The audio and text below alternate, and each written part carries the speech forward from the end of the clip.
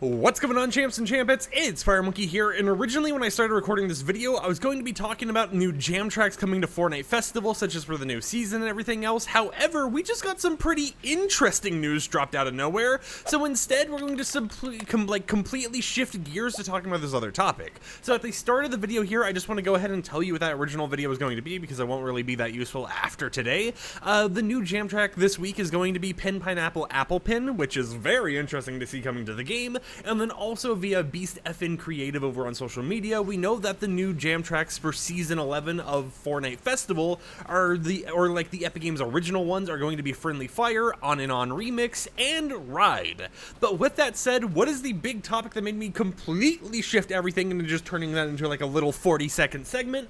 Well, Epic Games has officially announced today that they're taking legal action against two different UEFN developers who have been using bots to falsely inflate the player counts on their islands. This is something that we haven't really seen them do at all. We haven't really even heard people talk about bots being in UEFN maps or anything like that, but we've heard, how this type of ecosystem type of thing works and how it's actually existed in things like Roblox before, where, for example, Still a Brain Rot or Grow a Garden, those big games in Roblox have a lot of accusations of bots actually being enabled in them, having people who are scripting, whether that's so they can sell the Roblox goodies for real money, whatever their purpose may be. They have a bad botting problem in Roblox, but we don't really hear about Fortnite UEFN really having a botting problem. But because of how Roblox and their botting problem has actually existed before, we do know that bots can help inflate player counts on certain islands and help get a lot more eyes on those experiences, potentially making the creators more money because they're falsely inflating and boosting the player count that actually exists to begin with. And it appears that Epic Games has decided that enough was enough, and they're actually going to be taking action against UEFN devs who do this, because their official statement, posted 10 minutes ago, not even as of me recording this video, stated the following: "We are taking legal action against two UEFN developers who decided to use bots to inflate their player counts. We also took down their islands, and they are banned from Fortnite. Manipulating player engagement breaks our rules and will not be tolerated." This is a massive heavy hand by Epic Games, because it proves a few things.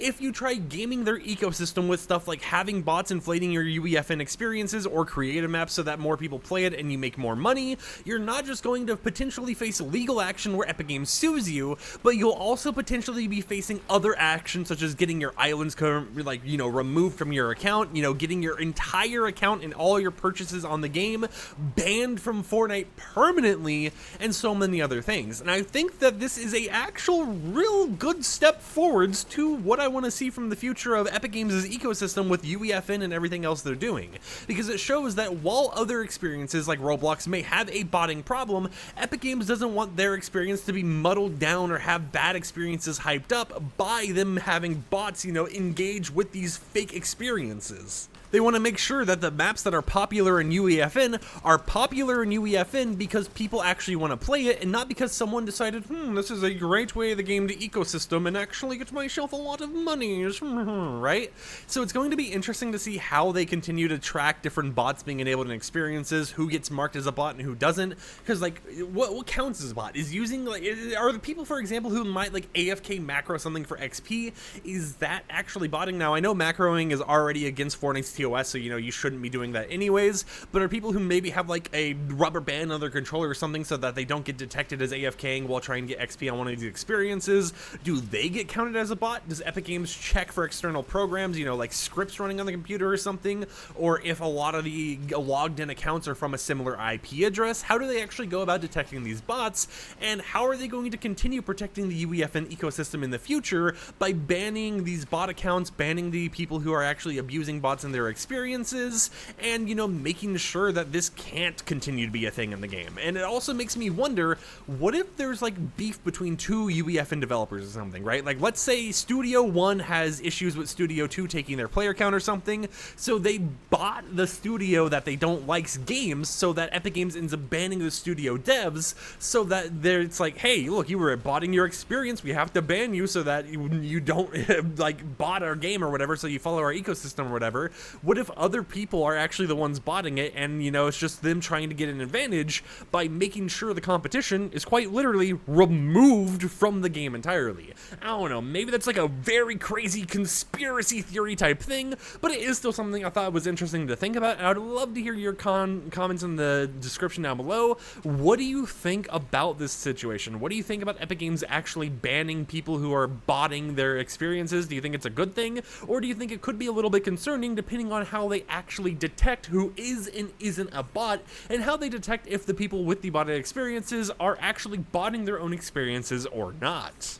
Now, I know after this news came out, I've seen a lot of people on social media already pointing fingers trying to say which experience has bots or not. People saying stuff like Still a Brain Rot has, you know, bots inside of it, and while I'm not for sure if the Fortnite version of it does or anything like that, I wouldn't be surprised if there are some people trying to game the system a little bit here and there, and are botting the experience not from a standpoint of trying to make the player count higher, but from a standpoint of trying to get, you know, the rarest items or however the actual Still a Brain Rot thing works. And I do know there's some people who just play it because if you step in the little like collect money pads, it gives you a decent amount of XP in the actual game itself. But there's been a lot of fingers pointed, and they haven't specifically said what experiences have been botted or anything. The only thing I've really seen that hasn't been related to an already popular experience that I'm aware of was some winter one-shot map or something like that. I'm not for sure what that is, but I did see someone mention it, and I guess maybe that's not on Fortnite right now anymore, so that might have been one of the botted experiences people have been noticing recently. But I'd love to hear your comments down below about this whole entire situation. And until next time, I hope champs and champions enjoyed today's YouTube video. Like the video if you liked it, dislike it if you didn't like it, and I'll catch you all tomorrow with another upload. So until then, peace out. And remember, don't bot that like, why did I even think about saying, you know what? You just have a nice day. I'm out of here.